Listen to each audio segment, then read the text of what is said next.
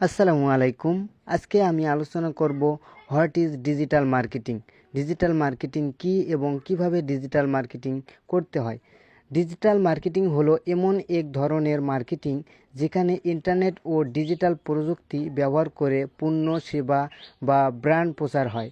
এখানে মূলত online channel ব্যবহার করা হয়, যেমন social media marketing, Facebook, Instagram, YouTube, TikTok ইত্যাদি। Search engine optimisation, SEO. এরপর ইমেইল মার্কেটিং, এরপর paid advertising, Google ads, Facebook ads, বিজ্ঞাপন দিয়ে দ্রুত প্রচার। এরপর content marketing, article, video, blog, infographic ইত্যাদি দিয়ে গ্রাহকের আকর্ষণ।